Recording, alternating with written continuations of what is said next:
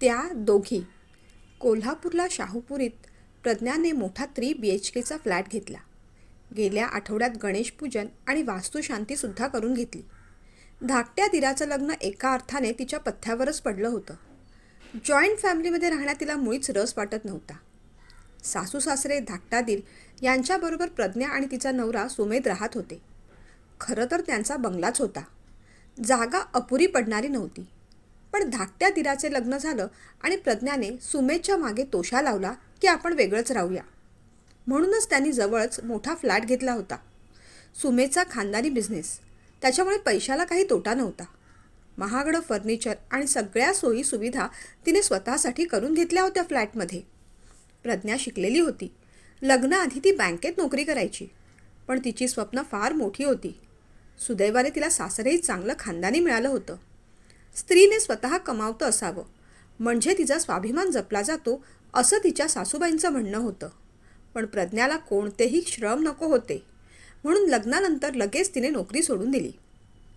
घरी लक्ष्मी पाणी भरत असताना आपण बाहेर जाऊन खस्ता का काढायच्या, या आळशीपणामुळेच तिला कोणत्याही कामात रस नव्हता. सासूबाईंनी काही पदार्थ करायला सांगितले की पाठ दुखतेय, डोकं जड झालंय अशी कारणं ती देत असे. त्यामुळे सासूबाईसुद्धा तिच्यावर नाखुश होत्या. त्यांच्या वेगळं राहण्याच्या निर्णयावर म्हणून त्यांनी फार विरोध दर्शवला नाही. सेल्फ लव्ह आणि सेल्फ केअर या नावाखाली प्रज्ञाचा बराचसा वेळ पार्लरमध्ये जात असे. संध्याकाळी अनेकदा किटी पार्टी, आउटिंग यातच ती बिझी असायची. सुमेध जेवला का, घरी आला का, त्याला कामात काही मदत हवी आहे का, किंवा त्याला काही टेन्शन आहे का, या सगळ्या बाबी तिच्यासाठी गौण होत्या. तिच्यासाठी काही महत्त्वाचं असेल तर तो फक्त पैसा आणि स्टेटस. पण तोही तिला स्वतःला कमवायला नको होता. तिच्या या वागण्यामुळे सुमेधही काही विशेष खुश नव्हता. पण आपल्या बायकोमुळे घरच्यांना त्रास नको असा विचार करून तोही वेगळं राहायला तयार झाला होता. त्याने स्वतःला कामात पूर्ण वेळ मग्न करून घेतलं होतं. नोकरांच्या मदतीने नवीन घर कसंबसं लागलं. फर्निचरही लागलं. तिच्या उद्धट वागण्यामुळे नोकरही तिथे फार टिकले नाहीत. आरामाची सवय झालेल्या प्रज्ञाचं हळूहळू वजन वाढू लागलं. लहान वयातच डायबेटीस, थायरॉईडसारखे आजार तिला जडले. डॉक्टरांच्या सल्ल्यानुसार नाईलाजाने तिला जिम जॉईन करावं लागलं. घरापासून 5 मिनिटांवरच जिम होतं. पण तरीही जिमला ती गाडीनेच जाई. कोल्हापुरात मुधोळकरांचं खूप मोठं नाव होतं. त्यामुळेच सुमेध मुधोळकरांची पत्नी म्हणून प्रज्ञाला तिथे खूप मान होता. तिच्यासाठी आजपासून स्पेशल लेडी इन्स्ट्रक्टर हजर झाली होती. पण त्या इन्स्ट्रक्टरशी सुद्धा प्रज्ञा तोडूनच वागली. तिची कंप्लेंट करायला जिमच्या मालकाला तिला भेटायचं होतं. ती जिमपाशी आली तेव्हा गाडी पार्क करायला जागा नव्हती. तिथे एक सायकल होती. त्या सायकलला बाजूला पाडत तिने ड्रायव्हरला गाडी पार्क करायला सांगितली. ते सगळं पाहून सिक्युरिटी गार्ड धावत आला. म्हणाला, अहो हे काय करताय, आमच्या मॅडमची सायकल आहे ती. असं? मग बाजूला पार्क कर कुठेतरी आणि तू तुझं काम कर, समजलास? सिक्युरिटी गार्ड बिचारा बाजूला झाला व त्याने तिला सलाम ठोकला. तोऱ्यात ती आत शिरली. काय ग, जिमचे ओनर आलेत का? समोरच्या रिसेप्शनिस्टला तिने उर्मटपणाने विचारलं. हो मॅडम ना, आल्या आहेत ना, त्यांच्या कॅबिनमध्ये तुमची वाट पाहत आहेत. मॅडम? सायकलवाल्या मॅडम? थोड्या कुत्सितपणाने प्रज्ञाने विचारलं. हो, सध्या मॅडमच काम पाहतात, कमी शब्दात रिसेप्शनिस्टने माहिती पुरवली. ओ आय सी, असं म्हणत प्रज्ञा समोरच्या केबिनमध्ये घुसली. एक मुलगी पाठमोरी उभी होती. फोनवर बोलत होती. तिच्या आवाजात एक जबरदस्त कॉन्फिडन्स होता. जिमला लागणाऱ्या इन्स्ट्रुमेंटची डीलिंग चालली होती बहुतेक. तिच्या आवाजात जितका आत्मविश्वास तितकाच मृदूपणा, नम्रपणा जाणवत होता. तिचा कमनीय बांधा पाहून प्रज्ञाला तिचा थोडा हेवा वाटला. प्रज्ञाने समोरची खुर्ची ओढली आणि त्यावरती बसली. क्षणभरातच त्या मुलीचंही बोलणं झालं होतं आणि तीही मागे वळली. दोघींची नजरानजर झाली आणि दोघी एकमेकांकडे पाहतच बसल्या. हातातला मोबाईल खाली ठेवत साक्षीने प्रज्ञाला मिठीच मारली आणि म्हणाली, प्रज्ञा, तू आणि इथे किती वर्षांनी भेटतोय आपण. खरं तर आपली बालमैत्रीण भेटली म्हणून प्रज्ञाला आनंद व्हायला हवा होता. पण साक्षीसारख्या सामान्य मुलीच्या मिठीत तिचा श्रीमंतीचा माज गुदमरू लागला. एक मिनिट साक्षी, आपण बोलू, पण अशी अगदी गळ्यात नको पडूस, सवय नाही आहे मला. तिच्या या बोलण्याची साक्षीला सवय नव्हती. बरं, मला सांग, तूच ओनर आहेस का जिमची? पुढे प्रज्ञाने विचारलं. हो अगं, मला माहीत आहे. तुला इन्स्ट्रक्टरची कंप्लेंट करायची आहे. पण आधी शांत हो. बरं, काय मागवू, चहा की कॉफी? साक्षीने विचारलं. नको नको, काही नको. बरं, राहिलं, गप्पा तर मारशील?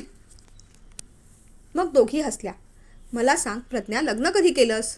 मला माहीतच नव्हतं. द ग्रेट मिसेस मुधोळकर म्हणजे माझी मैत्रीण प्रज्ञा असणार आहे ते. पण तुझ्यात बराच फरक पडलाय. वजन वाढलंय तुझं.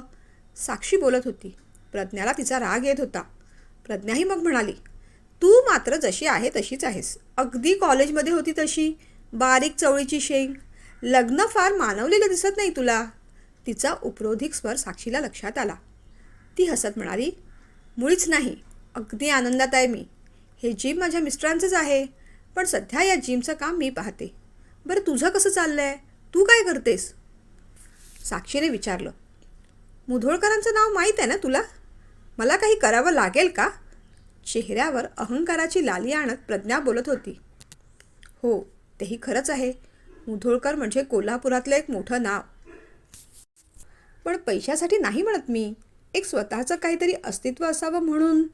साक्षीचं बोलणं तोडत प्रज्ञा उठली. हे सगळं तत्त्वज्ञान मिडल क्लास माणसांसाठी असतं.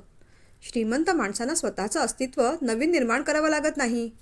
चल जाऊया आपण, मी इथे वर्कआउट करायला आले आहे. प्रज्ञा तडातडा उठत ट्रेडमिलपाशी गेली. खरं तर तिला साक्षीचा हेवा वाटत होता. ती अजूनही टवटवीत दिसत होती. तिने स्वतःला किती छान आणि फिट ठेवलं आहे. तिच्या बोलण्यात एक कॉन्फिडन्स आहे. आपल्या इतका नसेल पैसा, पण तिचं एक स्वतंत्र अस्तित्व आहे. ती कमवती आहे, स्वतःच्या पायावर उभी आहे. आणि आपण मात्र. पण दुसऱ्याच क्षणी तिच्या मनात विचार आला, आपल्याला या सगळ्याची गरजच नाही आहे. आपल्या मनात आलं तर असे 50 जिम आपण विकत घेऊ शकतो. ट्रेडमिलवर पळण्याचा तिचा स्पीड वाढला होता आणि तिच्या विचारांचाही. वर्कआउट करण्यात तिचं लक्ष लागत नव्हतं. ती तिथून निघाली. तेवढ्यात साक्षीच पुढे झाली. म्हणाली, उद्या भेटू. मी दुसरा इन्स्ट्रक्टर अरेंज करते. प्रज्ञाचा इगो कुठेतरी दुखावला होता. साक्षीला थांबवत प्रज्ञा म्हणाली, प्रज्ञा नाही म्हणायचं, मॅडम म्हण. मैत्री एकीकडे, सोशल रिलेशन्स एकीकडे. आता मात्र तिच्या वागण्याचा साक्षीला खरोखर राग येऊ लागला होता. पण ठीक आहे असं म्हणत ती तिच्या केबिनकडे जाऊ लागली. कधी जमलं तर ये घरी, पण अपॉइंटमेंट घेऊन हां, असं म्हणत प्रज्ञा निघून गेली. साक्षीला राहून राहून प्रज्ञाच्या वागण्याचं आश्चर्य वाटत होतं. प्रज्ञा अशी नव्हती. पहिल्यापासून प्रज्ञाला पैशाचं, श्रीमंतीचं आकर्षण होतं आणि तिच्या नशिबाने तिला सासरही तसंच मिळालं. पण म्हणून त्याचा एवढा इगो का असावा? दुसऱ्या दिवशी प्रज्ञा जेव्हा आली तेव्हा ती खूप खुश होती. प्रज्ञाशी आता अंतर ठेवूनच वागायचं असं साक्षीने ठरवलं होतं. प्रज्ञा वर्कआउट करताना ती स्वतः तिथे उभी राहिली. वर्कआउट करता करता प्रज्ञाने विषय काढला. अगं, माझा ड्रायव्हर ओळखतो तुला. तुझ्या शेजारीच राहतो ना. तो म्हणत होता गेले 4 महिने तुझे मिस्टर घरीच आहेत म्हणून. का गं? काम मिळत नाही कुठे की बायकोच्या जीवावर मज्जा मारतायत? तारतम्य सोडून प्रज्ञा बोलत होती. आता मात्र हद्द झाली. आपल्या नवऱ्याबद्दलचं बोलणं साक्षीला आवडलं नाही. बास झालं प्रज्ञा. उगीच अकलेचे तारे तोडू नकोस. तुला काय माहीत आहे का आमच्याबद्दल? हो, आहेत माझे मिस्टर 4 महिन्यांपासून घरी. पण तुला माहीत आहे का ते का घरी आहेत म्हणून? नाही ना? ऐक मग. काही महिन्यांपूर्वी आमच्या या जिममध्ये एक लहान मुलगा त्याच्या आईबरोबर आला होता. मस्ती करता करता वरची लोखंडी रॉड त्याने खाली खेचली आणि त्याला दुखापत होऊ नये म्हणून माझे मिस्टर ती पकडायला गेले. पण दुर्दैवाने ती त्यांच्या पायावर पडली आणि त्यांना गंभीर दुखापत झाली. फ्रॅक्चर झालं. पण हळूहळू ठीक होत आहेत ते. पण तुमच्यासारख्या रिकामटेकड्या माणसांना दुसऱ्यांवर ताशेरे ओढण्यात आनंद मिळत असतो नाही? मी तरी स्वतःच्या पायावर खंबीर उभी आहे. हे जिम आणि इथली माणसं मी कमवली आहेत. पण तुझं काय गं? ज्या पैशाच्या तू बाता मारत होतीस त्यात तुझं कर्तृत्व असं काय आहे, सांगशील मला? तिचं बोलणं प्रज्ञाला खूप लागलं. साक्षी, जास्त बोलू नकोस. आमच्याकडे एवढा पैसा आहे की असे 50 जिम आम्ही सहज विकत घेऊ शकतो. प्रज्ञाच्या या उद्धट बोलण्यावर साक्षी मंद हसली आणि म्हणाली, प्रज्ञा, तुझं ना या ट्रेडमिलसारखं आहे. तू खूप धावतीयस पैशाच्या मागे, स्टेटसच्या मागे, फक्त लोकांना दाखवायला. पण लक्षात ठेव, या ट्रेडमिलवर पळणारा पळतच राहतो, पण पोचत नाही कुठे. जमलं तर थोडं थांब आणि माणुसकीच्या सायकलीवर बसायला शिक. कदाचित आयुष्याच्या रेसमध्ये थोडी तरी पुढे जाशील. बघ निदान एवढं तरी जमतंय का? साक्षी तिथून निघून गेली. आ वासून प्रज्ञा ट्रेडमिलकडे पाहत राहिली. ते स्टेटस, तो पैसा आणि ती ट्रेडमिल. फक्त पळवणारी पण कुठेच न पोहोचवणारी.